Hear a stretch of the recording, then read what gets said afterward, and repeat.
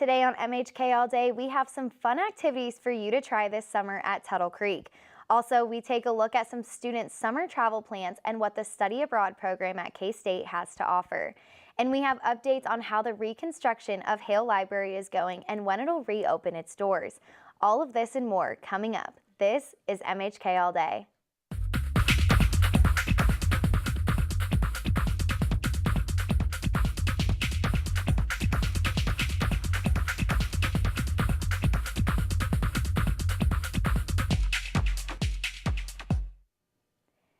Good morning and welcome to the final episode of MHK All Day for the semester. I'm Bridget Howard. Thanks for joining us today. Up first, we'll take a look at a few stories making headlines in Manhattan and around Riley County in 90 seconds. Yesterday at 11:12 a.m., reports of shots fired at the Kansas State Foundation building on Kimball and Denison were reported. K-State students were notified of this incident through the K-State alert system. The public was told to stay away from the area while officers were on the scene. At 11:42 a.m., K-State Alert sent out another message that stated there were no reported injuries and officers were continuing to investigate the incident. The K-State police cleared the scene for normal activity at 12:40 p.m. and the preliminary investigation was concluded. Yesterday evening, a little after 4 p.m., K-State put out a news release that said K-State Police was partnering with the RCPD to continue investigating the situation and that no arrests had been made. KSU PD said that the dispute, quote, appears to be unrelated to the Manhattan campus. Graduation at Kansas State University is next Saturday in Bramlage Coliseum. The ceremony begins at 8:30 a.m. with the College of Arts and Sciences. The last ceremony is the College of Engineering beginning at 6:30 p.m. K-State's retention rate after freshman year is 85%, which is 13% higher than the national average. In recent years, K-State's four-year graduation rates have steadily increased, starting in 2007 with 26% and increasing to 40% in 2014, according to K-State's website. The Dusty Bookshelf is back open after a fire damaged the bookstore and surrounding businesses in Aggieville. The fire took place in March of 2017, but took over 2 years to rebuild.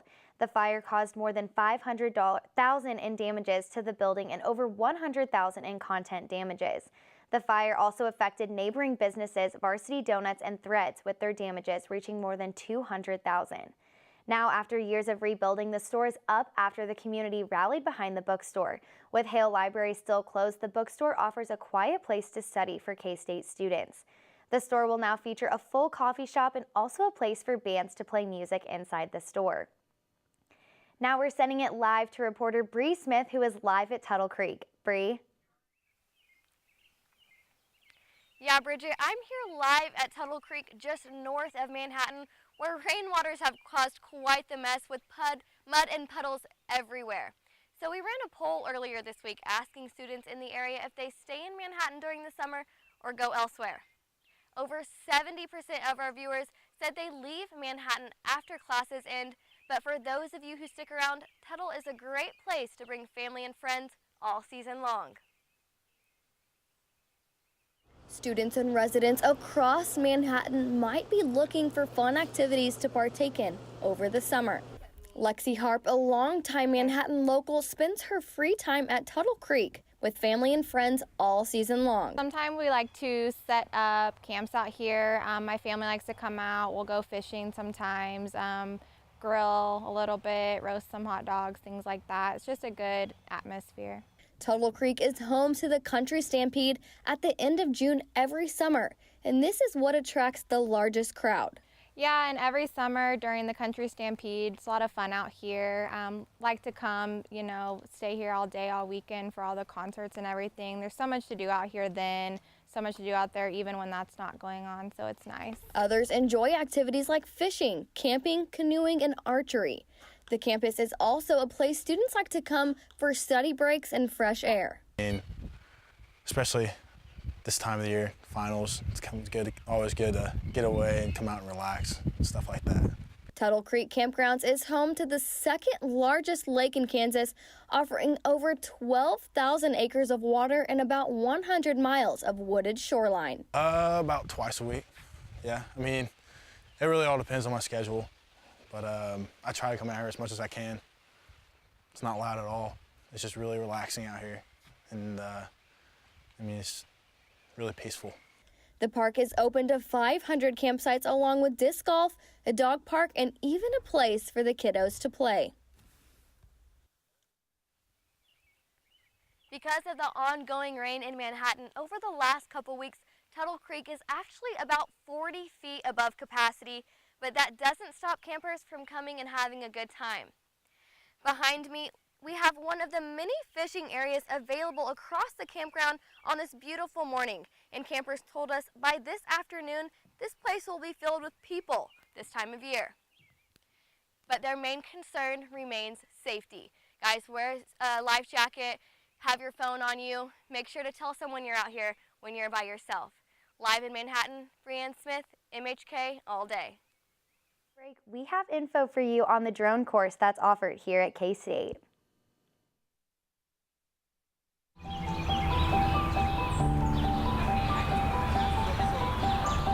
H1 minus H2 plus V1 squared minus V2 squared all over 2. Fans, are you ready?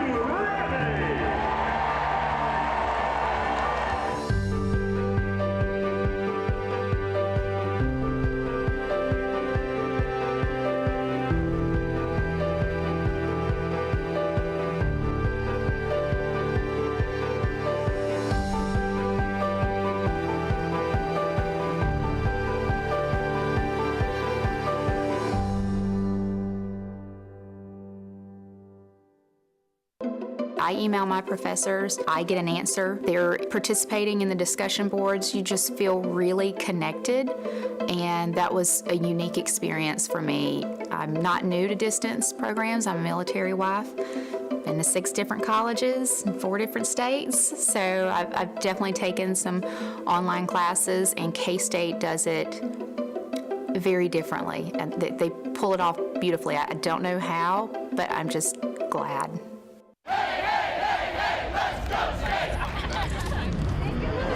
Welcome to K-State. We're so excited all of you came to visit us here on campus. We're going to be starting our tour here in front of Anderson Hall, which is our administrative building and kind of our iconic building on campus.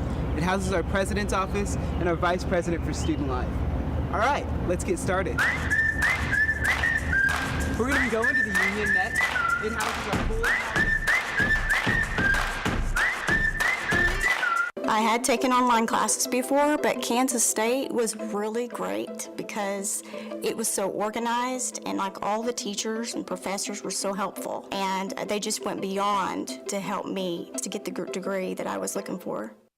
Welcome back to MHK All Day. I'm here with reporter Zach Perez, who recently went on a donut run with Professor Nick Homburg. Zach, how was your time with Instructor Homburg? It was actually really interesting. We got to talk a lot about some of the opportunities that students have to take some really interesting courses over the summer. But before I get to that, Bridget, I thought since it's our last show of the semester, I'd bring you a little something from varsity. Zach, you're the best. You even knew my favorite donut. Now let's take a look at Donut Run.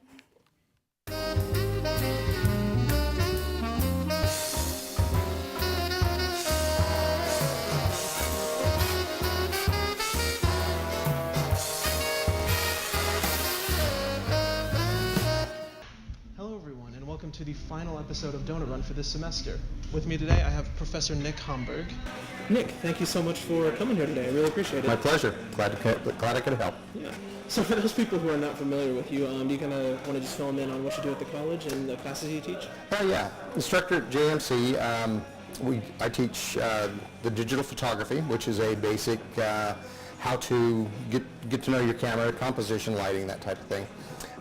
Then I also teach the UAS 115, which is a drone licensing class for Salina, and teach the drone photo and video class, which is it's an extension of the photography classes. So, as I understand, you are teaching some classes this summer. Can you kind of just outline what you guys will be doing during the summer courses? Yeah. Well, on one hand, we're teaching the UAS 115, and that is to get students prepared to take their Part 107 licensing test.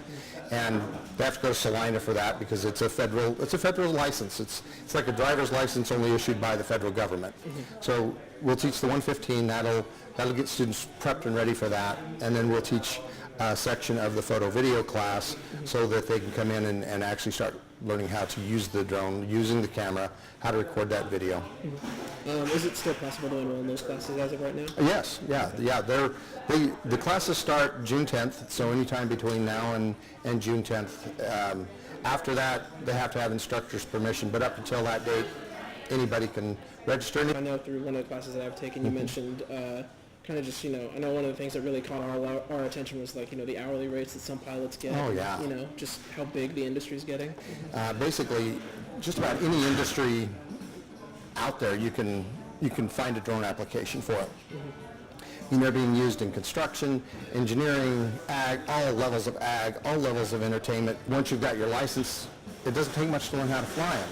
They're pretty straightforward. So, yeah, the industry, news organizations are paying as high as $50 an hour for somebody with a journalism degree and a pilot and a drone pilot license, an RPIC, remote pilot and command.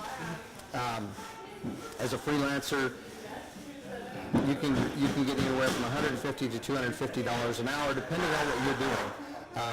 I've got former students that go out, they'll spend 15 minutes to take 3 or 4 pictures of a home for a real estate agent. They'll charge $100 to $150. They're there all of 20 minutes. Nick, thank you so much for being here. I really appreciate My pleasure. it. But before I go, I do have to ask you, is there any specific reason you chose the donut you chose?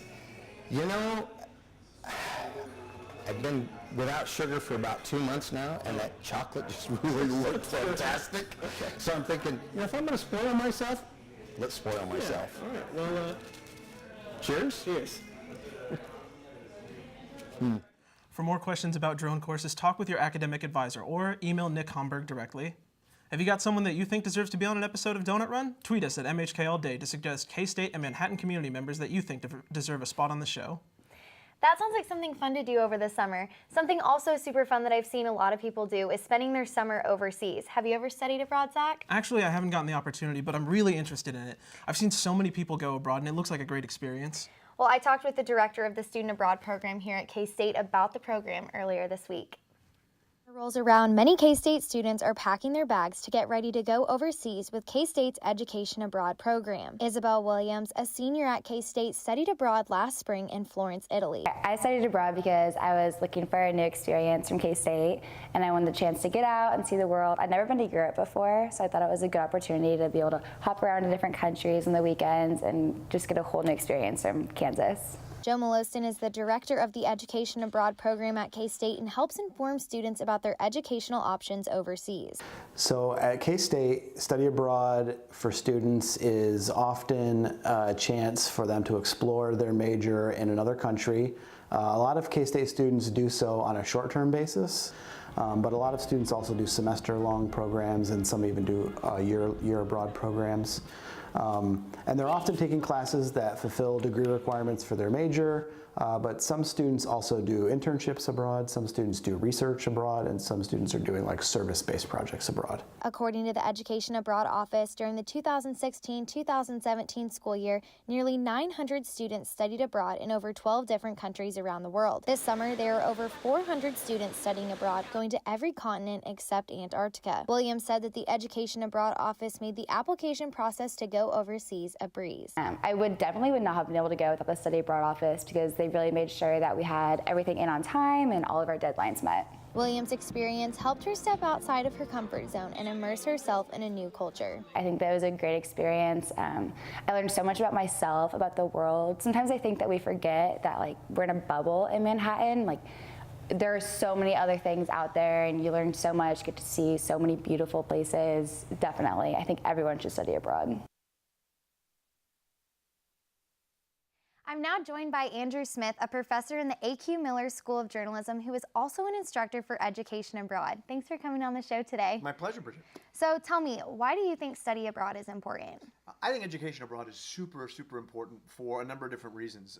You look at a lot of the student body that are here in Kansas State. A lot of them come from Kansas, and many of them don't get a chance to get out of Kansas much. So one of my goals is to get the Kansans out of Kansas and send them somewhere. I lived for quite a while overseas. I lived for 4 years in London. I lived for a couple of years in France. I've lived in Italy a number of different times. And what it is about the education abroad, it's not the experience of going and seeing something you've seen in books, because that's not that big of a deal. The idea is going and becoming part of a culture and then taking a piece of that culture and bringing it back and making it part of yourself. So I go to Italy, and in Italy, the time clocks are not quite as important. And so it's kind of nice to be able to just kind of sit and be relaxed. And I've taken that more into my own life after many, many years of just being hyper focused on time and clocks and make the deadline. Now I feel I'm a little more Italian as opposed to that. But bringing back any of those things and putting them into your own culture, you get a different viewpoint and a different paradigm. And I think that's really important when you're formulating your worldview, particularly for students who are still trying to figure out who they are. So tell me a little bit about what the classes that you teach overseas are and what they entail. I'm part of the KSU in Italy program, and that program goes to Orvieto, Italy, which is a small town which is right between Florence and Rome. There we offer 7 different courses, and the students take 2 each. I do a photography course, so I teach photography and digital storytelling. I mean, it's, photography in Italy, you just spin in a circle and you got a bunch of great pictures, right? But we also go to Florence and Rome, and we do a number of different things for 5 weeks in Italy. Well, that sounds like a lot of fun. Thank you so much for coming in today, Drew. I think you may have convinced me to go on this trip and maybe some other students. So for more information about education abroad at K-State, you can head to kstate.edu/abroad. Stay tuned because after the break, we'll have your sports update. The limestone embedded in our history is the foundation of who we have become and what we can become tomorrow. We find inspiration in the past, new possibilities in our present, and anticipation for tomorrow's journey. Yesterday's triumphs are today's proud traditions, a transformation where a hall becomes a home, students become family, and research becomes reality. How do we build upon K-State's strong foundation? Innovation, collaboration, you. Your identity is who you are. Feels pretty good. Hurts a little bit when I'm putting pressure on it, but not too bad. What's your pain level at? Probably like a 3. Okay, cool. So much better than yesterday. Yeah, a lot better. All right. Well, I'm gonna start to slow it down now. Okay.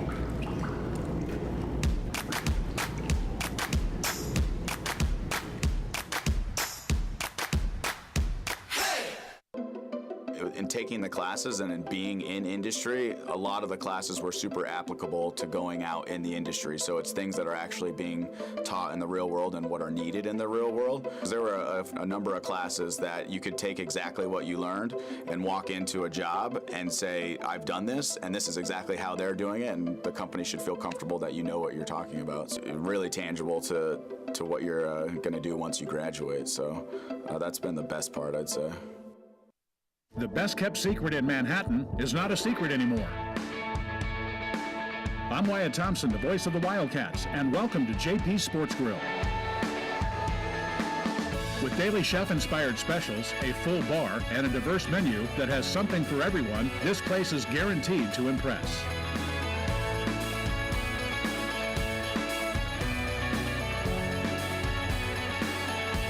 JP Sports Grill, your new favorite spot. Thanks for tuning back in. Now let's send it to our sports reporters to see what's going on this week in sports. Thanks, Bridget. The Kansas State women's rowing team faced off against the Kansas Jayhawks in the Sunflower Showdown last weekend at Wyandotte County Lake. The Wildcats took first place in every event of the race, earning 22 points throughout the day. According to head coach Patrick Sweeney, the team continues to progress and improve. Being able to perform when under the pressure of competition is always satisfying. This second consecutive win for the K-State Sunflower Showdown is very important as they will head into the Big 12 Championship in Oak Ridge, Tennessee on May 19th. Along with preparing for the Big 12 tournament, the Wildcats are also preparing for finals. It was just announced that 25 rowers were named to the academic All Big 12 rowing team. Well guys, the Manhattan High boys tennis team recently won the regional title, qualifying 6 of their players for the state tournament. Channel 8 reporter Jason Clapp spoke with the young team about how they've gotten this far. All 6 boys on the Manhattan High tennis team have qualified for state for the first time since 2015. Freshman Kelton Poole says an achievement like this took a lot of work. I mean, I think second time in 7 years that our entire team has made it to state, so it felt really good. Sophomore Luke Kraft said that he had to put in extra training in order to hone his skills. Me and my partner Kellen, we play doubles together. We've been going to Salina day after day to get private lessons, and we just have been spinning it day after day, getting better, working on what was necessary, not only power, but also technique and strategy. Coach Brandon Starkey said that while he's proud of his players for the accomplishments that they've achieved and the hard work that they've put in, he still wants them to go into state with a mindset of winning. We're going into this with an open mind. The school's never finished top 3 in the history of the school, and that was the goal at the start of the year.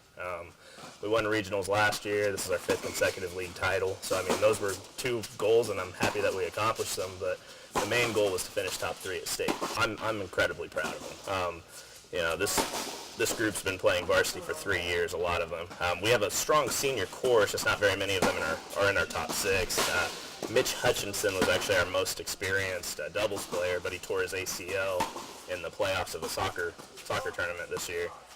So we lost him to start the year, so we needed some of the younger guys to pick it up, and they really did. So it was a truly special season. Even though this is a young team at a competitive tournament, they are still going to give it their best shot.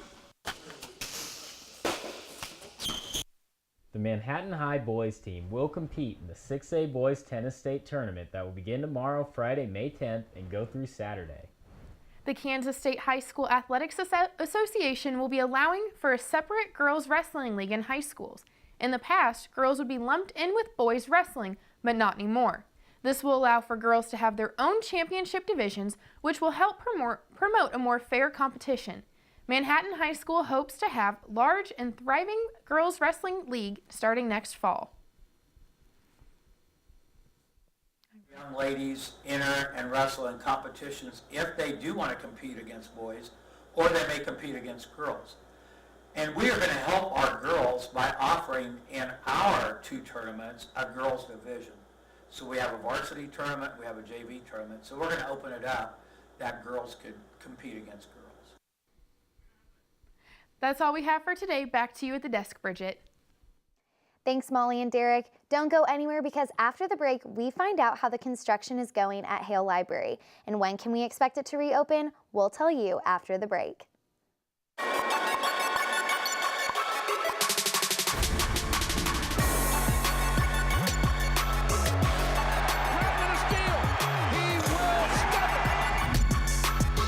HDTV and live on Facebook.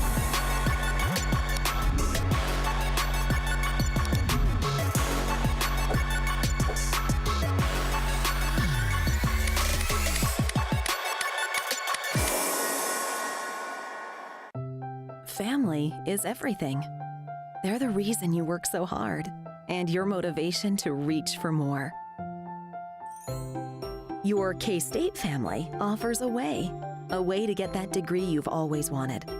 Kansas State University Global Campus provides flexible online learning and professional development opportunities. We'll be there when you're ready. Enroll now for K-State Global Campus. Always on, always there. And you can actually see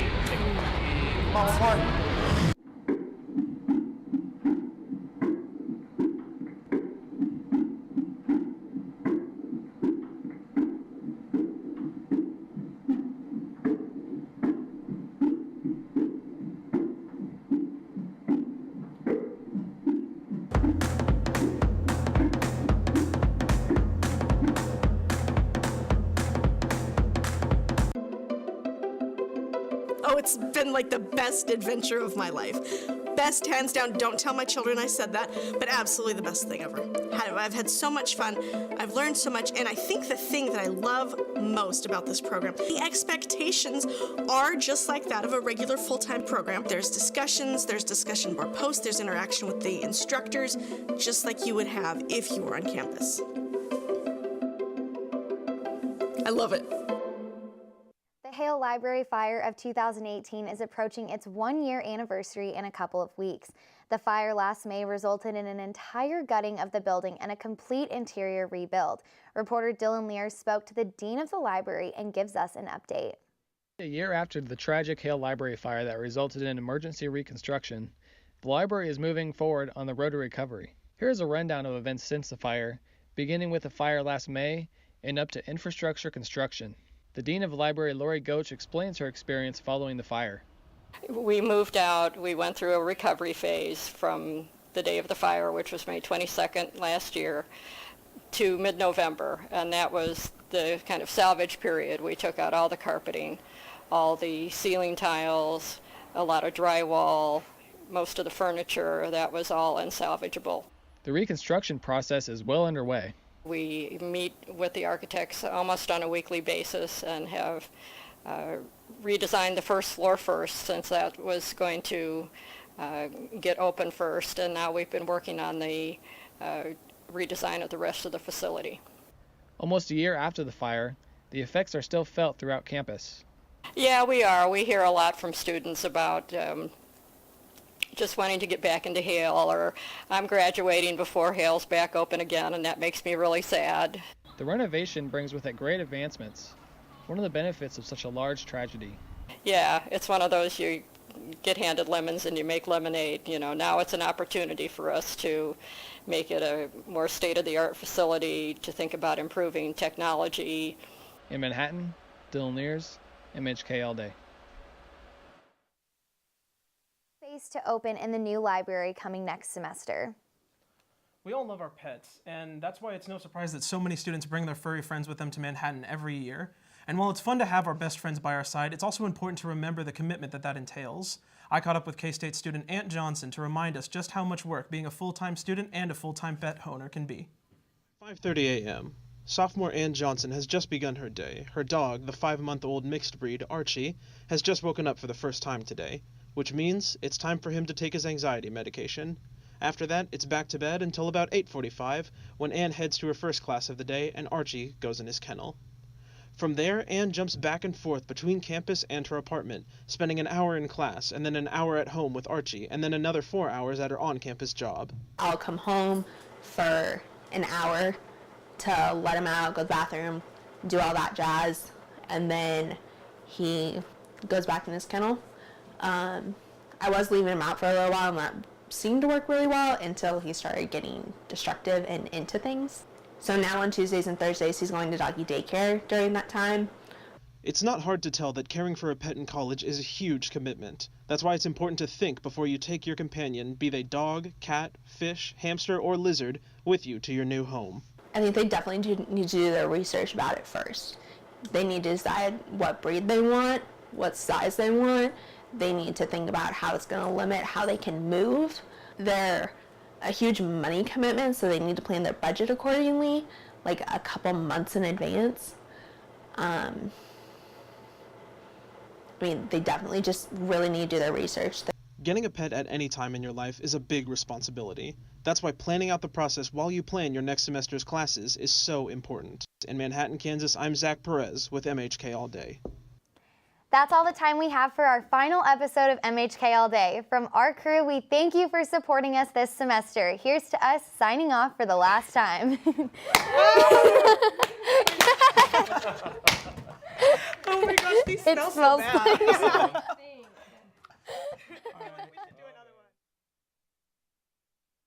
Between campus and